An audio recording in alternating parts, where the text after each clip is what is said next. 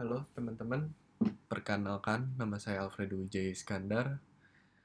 Saya adalah fasilitator UI UX. Hari ini saya akan sharing mengenai pengenalan UX untuk week kedua dari bootcamp kita.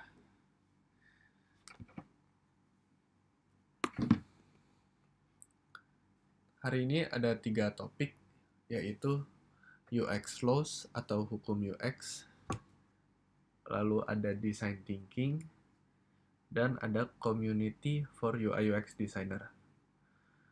Oke, kita langsung mulai ke topik yang pertama. UX Flows.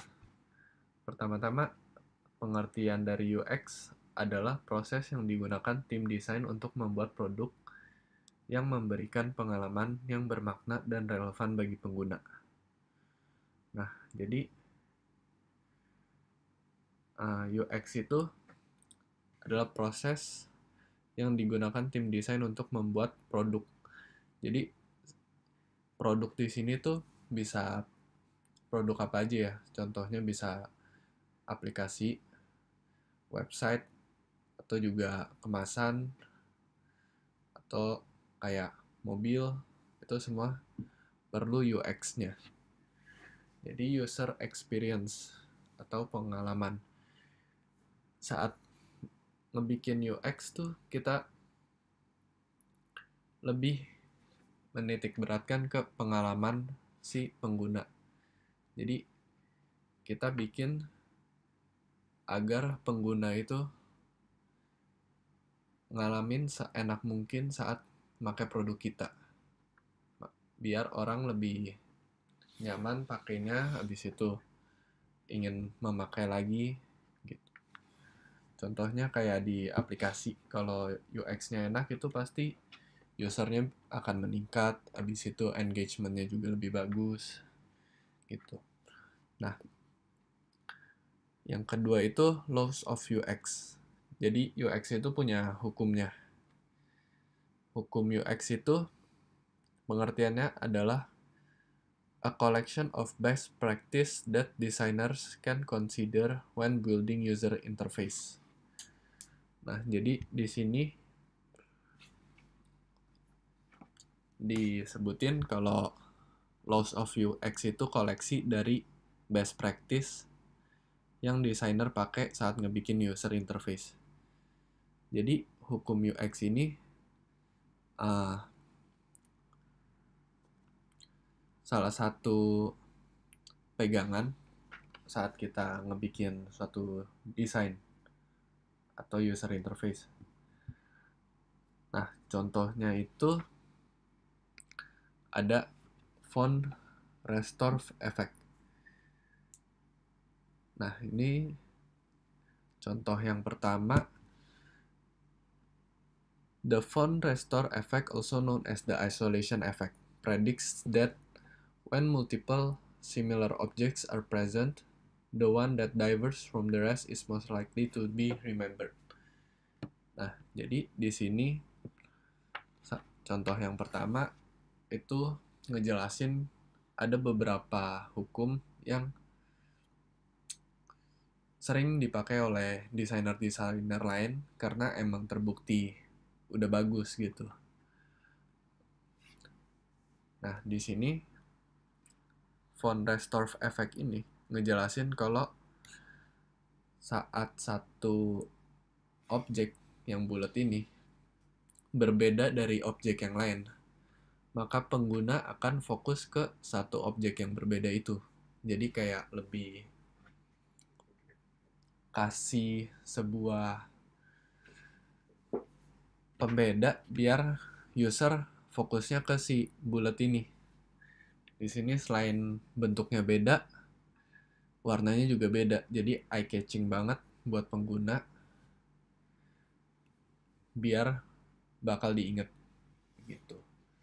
Nah, jadi hari ini bakal ada 7 hukum UX yang kita bahas yang paling sering digunakan oleh desainer-desainer. Ini yang pertama, kita lanjut ke yang kedua. Yang kedua itu Hicks Law. pengertiannya, the time it takes to make a decision increase with the number of complexity of choices. Nah, jadi menurut Hicks Law ini, saat kita punya banyak pilihan, maka pengguna itu bakal lebih lama untuk membuat suatu keputusan. Contohnya itu, kalau kita lagi ulangan, pilihan gandanya cuma 2, sama pilihan gandanya ada 4 atau 6 atau 8, itu kemungkinan besar kita bakal lebih lama milih kalau ada 8 gitu. Nah, jadi hukum-hukum UX ini tuh udah lama sebenarnya. Ada yang diteliti dari tahun 1900-an, dan mereka itu udah meneliti secara terus-terusan ke orang banyak. Jadi udah terbukti lebih best practice untuk desainer-desainer ikutin.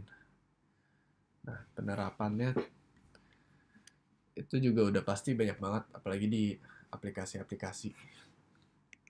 Kita lanjut ke yang 3. The time to acquire a target is a function of the distance to and the size of the target. You can shorten the time by making it huge enough and place on the bottom to make it easy to reach. Nah, jadi di Fitts Law ini, menurut dia kalau suatu target, kalau targetnya jauh dan ukurannya kecil, maka akan lebih lama untuk dicapai. Contoh yang sering kita gunain mungkin itu tombol di aplikasi mobile. Kalau tombolnya ada di bagian bawah, maka jempol kita lebih dekat kan, makanya lebih cepat untuk kita pencet. Ini juga berlaku untuk ukurannya. Jadi kalau semakin besar kecil itu, secara nggak langsung ngasih tahu ke kita kalau yang lebih gede tuh lebih gampang dicapai gitu. Nah, kita lanjut ke yang 4, yaitu Zeigarnik Effect. People remember uncompleted or interrupted task better than the completed task.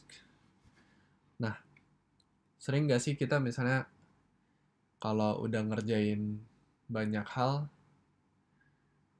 terus ada yang ketinggalan satu, orang-orang lain tuh pasti ngingetnya hal yang kita belum selesain. Ya kan? Kenapa kayak gitu? Karena si task yang belum selesai ini berbeda dari yang lain. Makanya punya suatu nilai yang bikin kita nginget terus. Nah,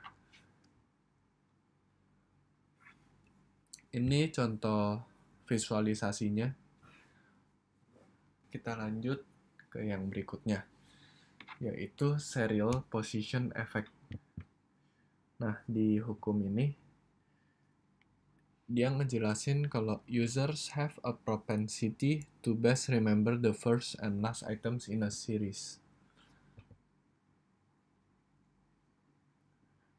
Nah, propensity itu artinya lebih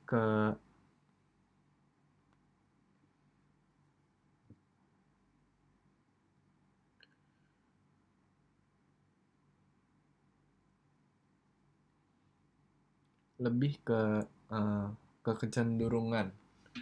Nah, jadi si hukum ini ngejelasin kalau kita tuh bakal nginget hal yang pertama sama yang terakhir. Kalau yang tadi sebelumnya, yang belum selesai itu punya suatu keunikan, makanya kita bakal inget. Nah, kalau di hukum ini dia ngejelasin kalau hal pertama dari suatu items, suatu seri, hal yang pertama sama yang terakhir tuh yang unik, makanya kita bakal inget. Nah, kita lanjut lagi ke law of common region. Elements tend to be perceived into groups if they are sharing an area with a clearly defined boundary. Nah, kalau menurut hukum ini, secara psikologi tuh kita nerima suatu items adalah suatu kelompok kalau mereka dikasih suatu boundary. Boundary di contohnya ini itu dikotakin. Jadi kalau ada sesuatu yang dikotakin secara visual, kita nganggap kalau yang diisinya itu adalah sebuah kelompok, sebuah suatu kelompok. Habis itu lanjut ke law of proximity. Objects that are near or proximate to each other tend to be grouped together.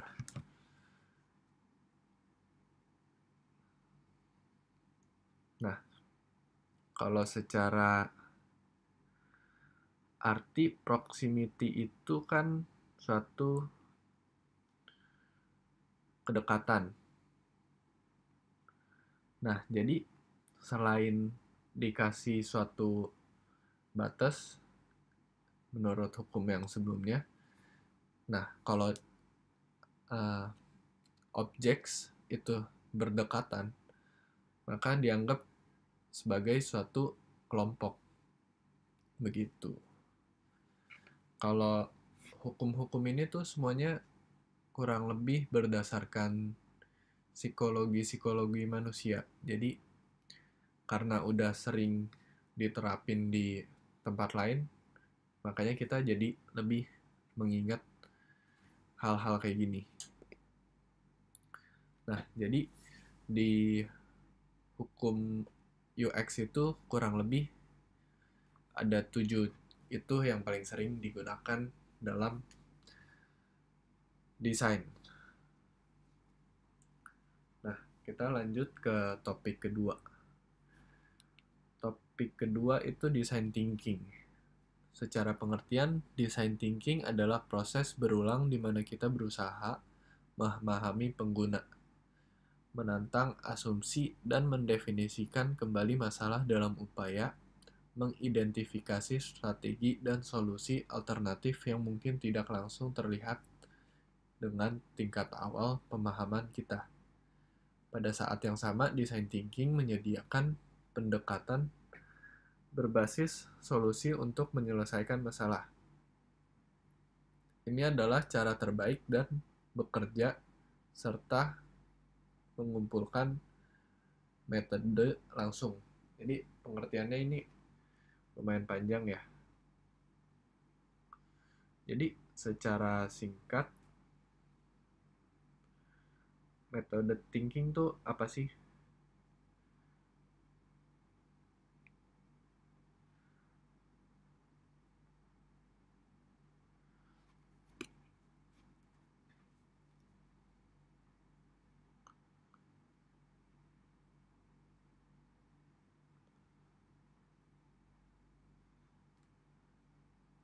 Jadi secara singkat, design thinking itu metode untuk memecahkan masalah secara praktis dan kreatif untuk users atau pengguna.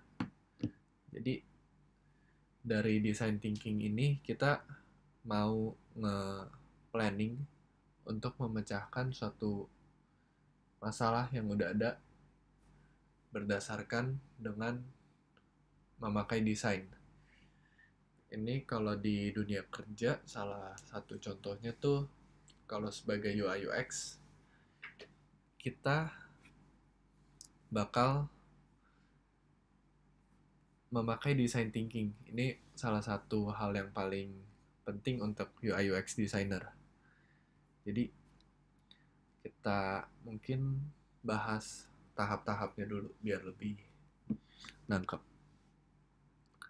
Nah, di design thinking ini jadi ada 5 tahapan. Yang pertama ada empathize, yang kedua define, yang ketiga ideate, keempat prototype, dan terakhir test atau testing. Yang pertama, empathize. Pada tahapan ini, Anda harus mengenal dan memahami keinginan, kebutuhan, serta apa tujuan users ketika menggunakan sebuah produk. Selama fase ini, Anda juga harus bisa mengesampingkan asumsi untuk mengumpulkan insight sebanyak mungkin tentang user. Nah, jadi empathize ini kan secara kata, dia dari kata empathy. Nah, jadi kita tuh harus berempati ke user. Jadi kita ngeposisiin diri kita sendiri dari sudut pandang mereka. Nah, jadi kita dari berempati itu kita bisa melihat mereka tuh ingin dan butuh apa sih. Nah, setelah itu kita lanjut ke metode define. Define mengumpulkan semua informasi yang sudah diperoleh dari tahap sebelumnya, kemudian melakukan pengamatan untuk mengetahui apa kebutuhan users. Nah, jadi di tahap sebelumnya tuh kita udah melihat sudut pandang dari si user.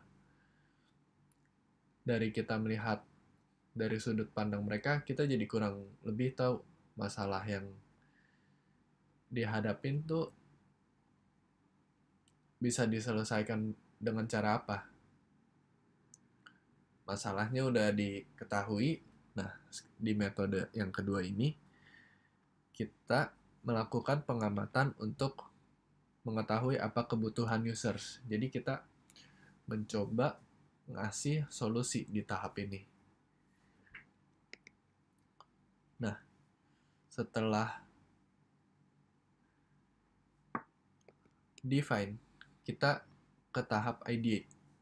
Tahap ketiga dari design thinking disebut ideate. Setelah memahami apa masalah pengguna dan menganalisis informasi-informasi tersebut, sekarang saatnya Anda menghasilkan ide-ide solutif yang dapat digunakan untuk mengatasi berbagai masalah yang sudah didefinisikan sebelumnya. Tahapan ini juga perlu dilakukan untuk menghasilkan sebanyak mungkin sudut pandang serta ide-ide baru. Nah, jadi di tahap sebelumnya kan kita udah tahu masalahnya apa. Habis itu kita tahu kebutuhan user itu apa. Atau solusinya kita mau kasih kayak gimana. Nah, yang ketiga itu kita harus cari ide sebanyak mungkin. Nggak cuman sebaik mungkin, tapi sebanyak mungkin. Jadi kita harus ngumpulin sebanyak mungkin biar kita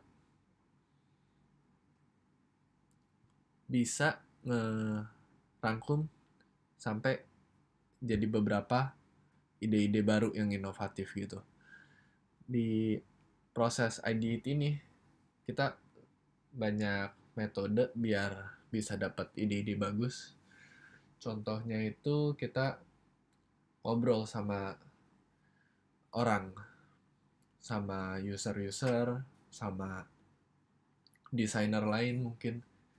Jadi dengan berkomunikasi kita bisa dapat wawasan-wawasan baru sehingga muncul solusi.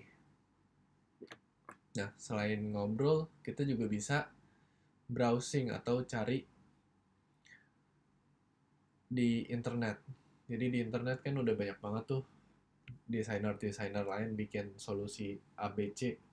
Nah, kita bisa ngebaca, kita ATM, amati, tiru, terus kita modifikasi. Jadi idenya bisa kita pakai untuk masalah kita.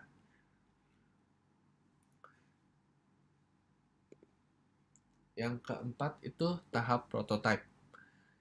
Secara garis besar, prototype merupakan produk yang Anda kembangkan dengan versi yang diperkecil, atau juga bisa dikatakan sebagai versi simulasi atau sampel.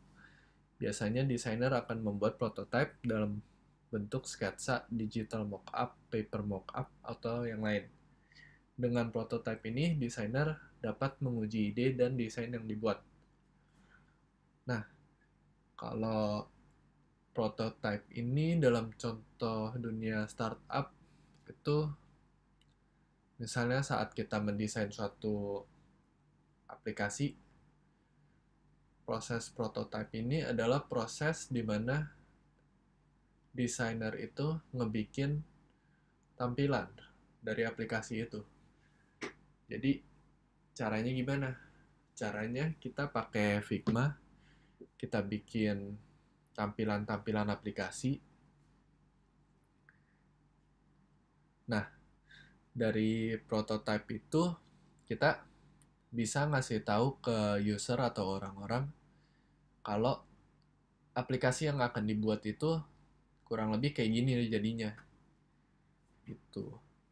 Mungkin kalau untuk desainer lain bisa bikin uh,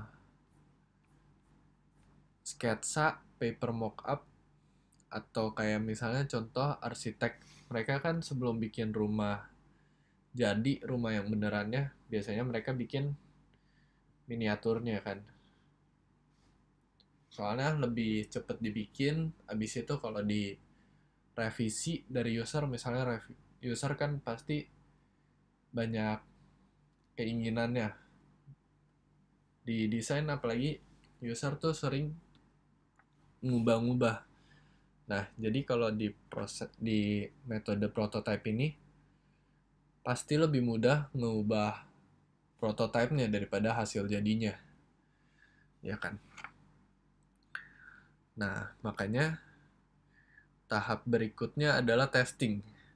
Pada tahap kelima ini, tes atau pengujian akan dilakukan. Selama proses pengujian ini, Anda akan melihat bagaimana target user Anda berinteraksi dengan prototipe yang sudah Anda buat sebelumnya. Selain itu, tahap pengujian juga akan menghasilkan feedback yang berharga untuk meningkatkan performa dari produk tersebut. Nah, jadi kayak yang sebelumnya saya katakan, kalau user itu biasanya sering berubah-berubah pikiran atau muncul ide baru. Jadi, setelah mereka melihat prototipe kita, kurang lebih aplikasinya kayak gini. Nah, user itu biasanya testing.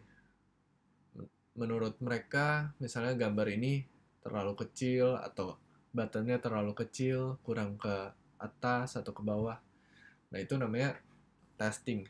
Jadi, mereka bakal ngasih penilaian atau feedback ke desainer. Habis itu, di testing ini, kita setelah menerima feedback atau masukan, pasti kita akan mengupdate prototipenya. Begitu. Biasanya kalau UI UX designer itu di dunia kerja, mereka bakal ngasih prototype sementaranya ke klien atau user. Habis itu user approve, baru dibikin full prototype-nya kan. Nah, full prototype-nya udah jadi, kita kasih lihat lagi ke user. Kalau user udah oke, mereka udah puas, baru tuh biasa dibikin produknya. Nah, itu bakal dilempar ke developer untuk mereka coding bikin aplikasinya. Tapi sebelum ke tangan developer, kita sebagai desainer tuh harus benar-benar make sure kalau pada tahap testing ini tuh udah selesai. Jangan sampai kita udah kasih ke developer, terus tiba-tiba menurut kita bisa lebih bagus lagi prototipenya. Nah, itu kan pasti ngeganggu si developernya kan. Nah, makanya testing ini sebenarnya kita harus sematang-matangnya. Nggak cuman bagian testing, tapi seluruh bagian ini harus benar-benar matang banget gitu. Soalnya design thinking ini salah satu value yang paling berharga dari sebuah UX designer. Jadi kalau di company-company yang bikin aplikasi itu, UX designer tuh penting banget biar aplikasi yang dibikin hasilnya tuh enak buat user pakai. Nah, yang nentuin bisa enak atau enggaknya tuh dari design thinking ini. Dari ke 5 metode ini, empathize, define, ideate, prototype, testing.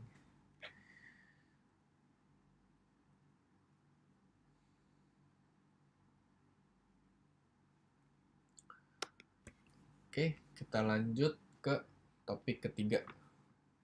Topik ini sih singkat aja, jadi community untuk UI UX. Community biasanya kita bisa cari di Facebook, di LinkedIn, habis itu di Dribbble, sama Designer Hangout. Tapi masih banyak lagi community-community lain yang bisa kalian cari. Kalau menurut saya pribadi paling bagus sih untuk nyari suatu inspirasi itu dari Dribbble. Di Dribbble tuh orang-orang udah tampilin karya-karya mereka. Contohnya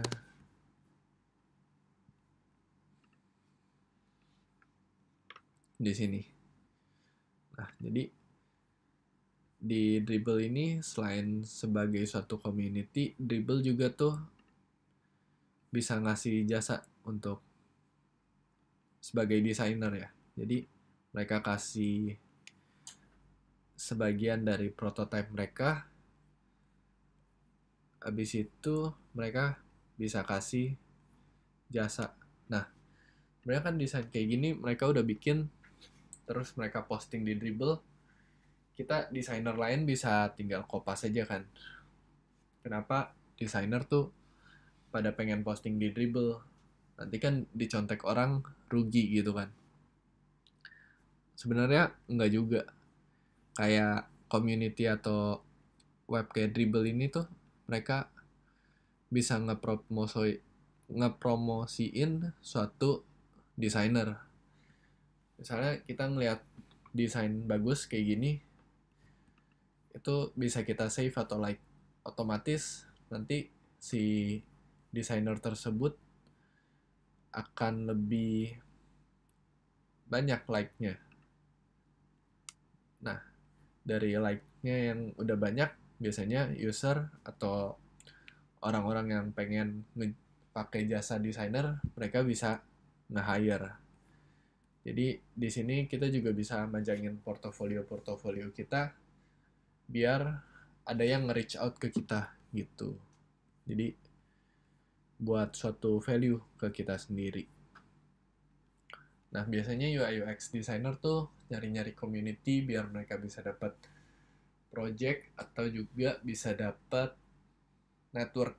Jadi bisa saling sharing knowledge, bisa kenalan, bisa bikin project bareng, begitu.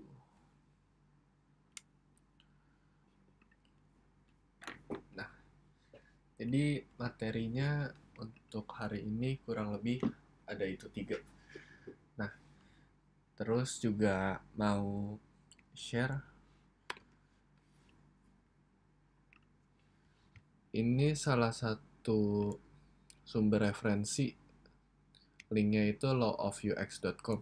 Nah, jadi Law of UX itu sebenarnya nggak cuma ada 7, tapi masih ada banyak lagi. Nah, di web ini kita bisa lebih belajar lagi. Contohnya kayak gini, mereka udah kasih suatu visualisasi. Habis itu ada penjelasan singkat dan juga sejarah dari masing-masing hukum. Contohnya kayak Parkinson Law. Ini pas kita masuk, ada penjelasannya gitu. Penjelasan, sejarah, sama referensi-referensi lain. Jadi web ini bagus banget nih buat kalian explore law of UX yang lain selain 7 tadi. Habis itu selain law of UX tadi juga ada design thinking. Jadi design thinking itu penting banget ya buat semua desainer. Itu salah satu skill yang perlu kita perdalemin biar di pekerjaan nanti semakin bagus. Habis itu yang terakhir community. Community itu ya sebenarnya kayak social media aja sih, biar kita bisa nyari-nyari desainer lain atau belajar dari seseorang kan. Nah, jadi sekian materi hari ini untuk UI UX Week 2. Jangan lupa nanti semuanya isi form kehadiran. Form ini wajib diisi karena salah satu syarat buat kelulusan nanti, biar bisa dapat sertifikat dari tim GDSC. Nah, nanti kalau ada pertanyaan atau mau diskusi, boleh langsung berdiskusi di Line atau juga di Discord. Oke, sekian sharing dari saya. Terima kasih. Selamat malam.